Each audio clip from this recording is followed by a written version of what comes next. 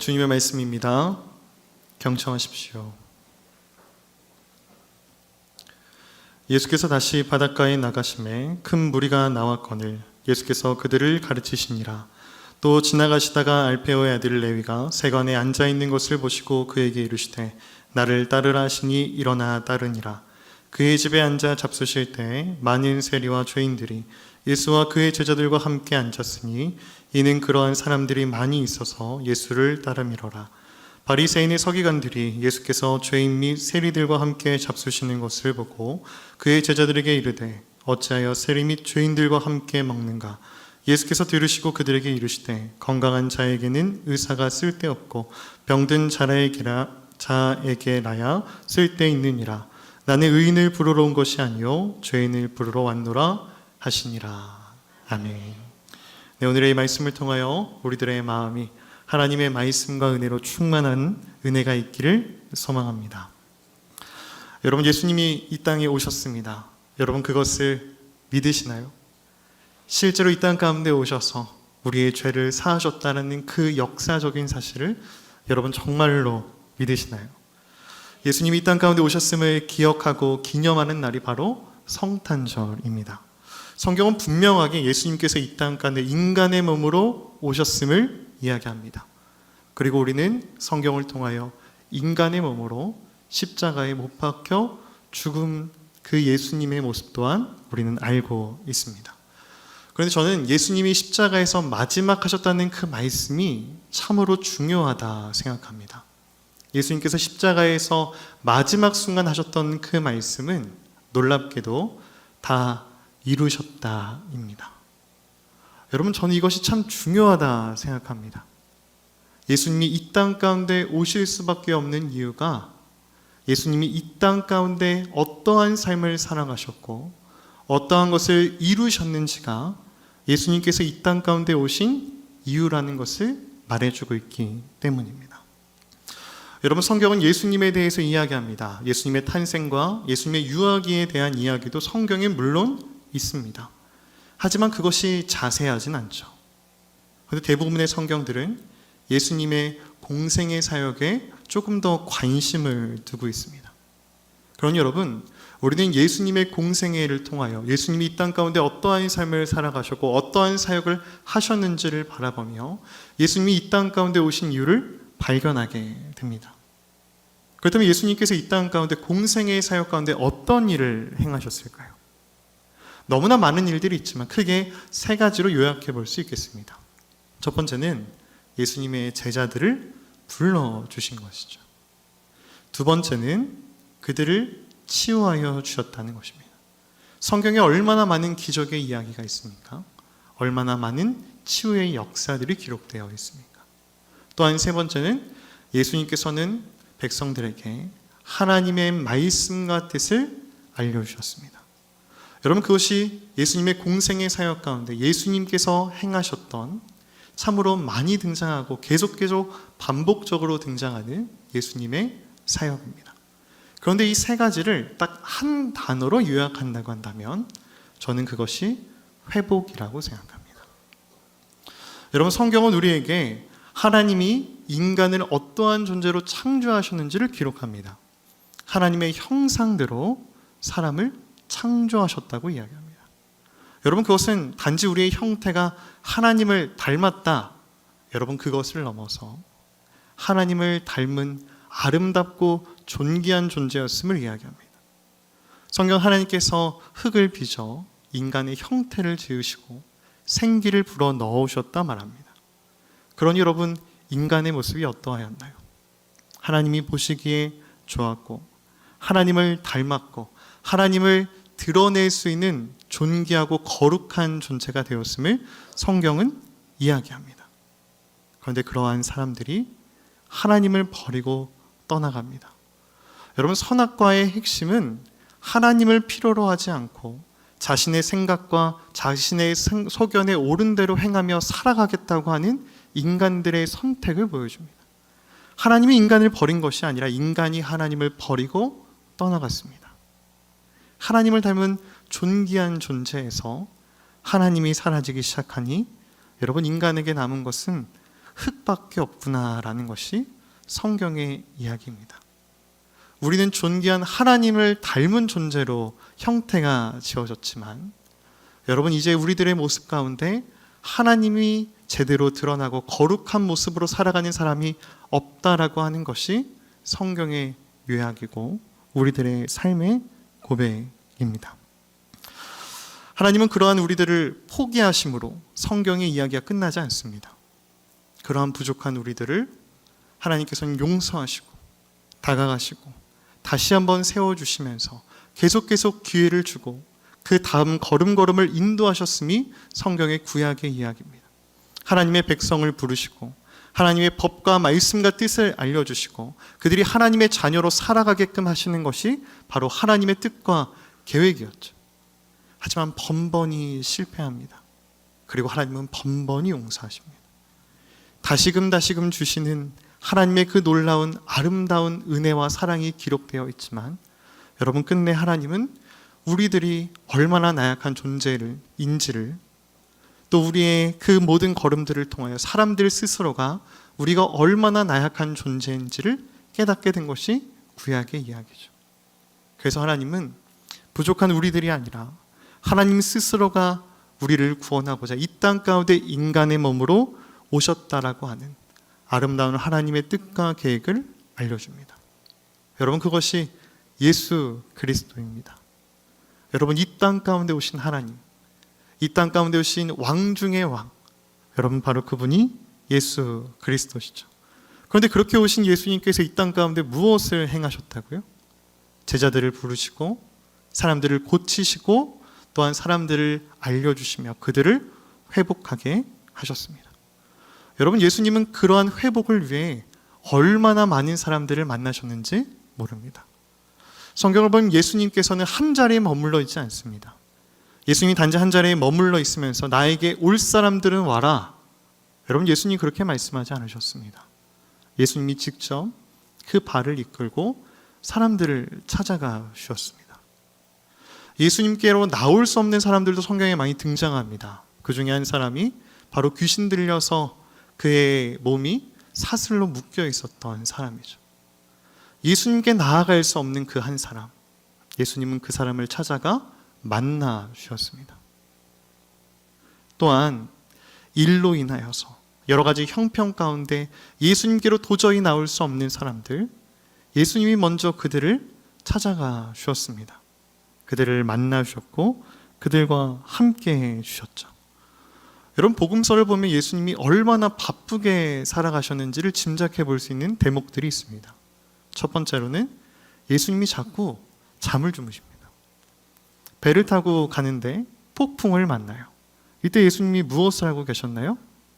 주무시고 계셨다고 성경은 이야기합니다. 예수님의 삶이 얼마나 빡빡한 스케줄로 이루어졌을까요? 이 땅 가운데 우리를 만나고자 찾아오셨던 그 예수님이 3년의 공생의 시간 동안 우리들을 만나 주셨습니다. 얼마나 간절하고 소중한 마음으로 우리를 찾아주셨을까요? 그 짧은 시간 동안 수없이 많은 사람들을 만나고자 예수님은 잠을 줄여가며 먹을 것을 제대로 먹지 못하며 그들을 만나 주셨습니다. 예수님은 단지 치유와 가르침으로 끝나는 것이 아니라 그들의 이야기를 들어주고 그들과 함께 하셨음을 성경은 기록합니다. 얼마나 피곤하셨으면 폭풍이 부는 뱃속에서도 잠을 주무실 수 있을까요? 또한 예수님께서는 습관적으로 새벽에 일어나 기도하셨음을 이야기합니다.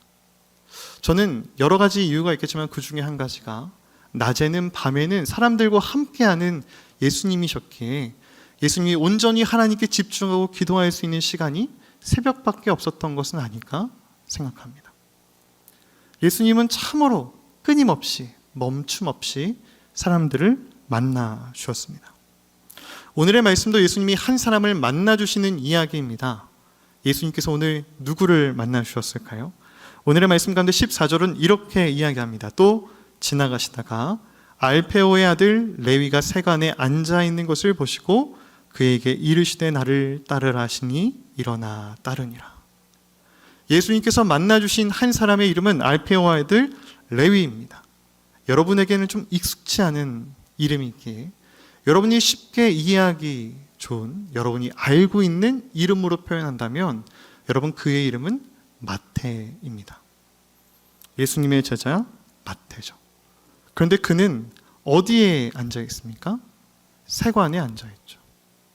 예수님을 만나고 싶지만 예수님을 이 세관을 벗어버리고 예수님을 따라갈 수 있는 용기까지는 없었던 이 한 사람 레위를, 이 한 사람 마태를 예수님이 먼저 찾아와 주셨습니다. 성경은 자세히 기록하고 있지 않지만 아마 이 마태는 예수님께서 사역하시는 모습을 바라보았을 것입니다. 많은 사람을 고치고 또 그들에게 하나님의 말씀과 뜻을 알려주셨던 예수님의 사역을 봅니다. 그럼 마태의 마음이 뜨거워집니다. 그런데 놀랍게도 예수님이 그런 마태를 부르십니다. 오늘의 말씀 가운데 그에게 이르시되 나를 따르라 하시니 일어나 따르니라. 여러분, 세관을 버리고 떠나는 것이 쉽나요? 모든 것을 버려두고 예수님의 제자가 되겠다고 나서는 것이 여러분 쉽나요? 어렵습니다. 여러분, 그것은 큰 결단입니다. 내가 이제는 예수님의 제자로 살겠습니다. 예수님이 행하신 그 사역에 나도 동참하여 그 일을 함께 하고 싶습니다.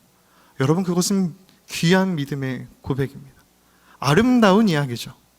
그런데 오늘의 말씀은 축제와 잔치로 이어집니다. 그런데 많은 사람들은 그 기쁨 가운데 동참하지 않습니다. 오늘의 말씀 가운데 16절의 말씀 가운데 이렇게 이야기합니다. 바리새인의 서기관들이 예수께서 죄인 및 세리들과 함께 잡수시는 것을 보고 그의 제자들에게 이르되 어찌하여 세리 및 죄인들과 함께 먹는가. 여러분, 이들은 지금 이 아름다운 이야기에 집중하지 않습니다. 이 한 사람이 어떻게 회복되었고 어떠한 결단과 마음의 그 결단으로 예수님을 따르겠다 했는지에 관심이 없습니다. 오직 그의 신분에 관심이 있습니다. 그가 누구였다고요? 그는 세리고 죄인이었다는 것입니다. 그 당시에 세리를 좋아할 수 있는 사람이 있었을까요? 이스라엘은 로마의 속국이었습니다. 그런데 이스라엘 사람들로부터 세금을 걷어 로마에 바치는 일을 한 사람이 세관이었으니 여러분, 누가 세리를 좋아합니까? 전략적으로 예수님께서 예수님의 제자를 부르셨다면 사실 세리를 부르지 않는 것이 좋았던 것은 아니었을까요? 오히려 예수님께서 세리를 혼내시고 세리를 핍박하시고 세리를 향해 호통치셨으면 사람들이 더 좋아했을 수도 있겠습니다. 하지만 예수님은 그 세리를 예수님의 제자로 불러주셨습니다. 예수님께서는 이 마태가 죄인인지 세리인지 몰라서 그를 제자로 불러주셨을까요? 그런 일은 결탄코 없었을 것입니다. 예수님이 직접 세관을 찾아오셨기 때문입니다. 그렇다면 예수님은 죄인을 좋아하시는 걸까요? 세리여서 좋아했던 것일까요? 성경은 하나님의 가장 큰 속성을 이야기합니다. 그것이 바로 거룩입니다. 구약 성경 가운데 하나님은 이스라엘 백성에게 이렇게 말씀하십니다. 내가 거룩하니 너희도 거룩하라는 것이죠. 많은 사람들이 사랑과 용서의 하나님을 이야기하며 구약 성경에 나온 거룩하신 하나님에 대해 자꾸 잊어버리는 듯합니다. 여러분, 하나님은 거룩하신 하나님이십니다. 하나님은 죄를 미워하신다고 말씀하셨습니다. 죄를 짓는 모습을 보며 분내하시는 하나님이 성경에 등장합니다. 하나님은 죄를 기뻐하지 않습니다. 미워하십니다. 그런데 그런 하나님께서 왜 그 마태를 예수님의 제자로 불러주셨을까요? 그가 죄인이긴 하지만, 그가 세리이긴 하지만 예수님이 그를 제자로 불렀던 가장 큰 이유, 예수님이 이 땅 가운데 인간의 몸으로 오실 수밖에 없었던 가장 큰 이유는 예수님의 사랑 때문입니다. 마태가 죄인임을 몰라서가 아니라, 마태가 세리임을 몰라서가 아니라 마태를 사랑하기에 그가 죄인이어도 그가 세리여도 제자로 불러주셨던 것이죠. 여러분, 그것이 예수님께서 보이셨던 예수님의 삶, 예수님이 이 땅 가운데 오신 이유입니다. 예수님께서는 많은 사람을 치유하여 주셨습니다. 많은 사람을 회복시켜 주셨습니다.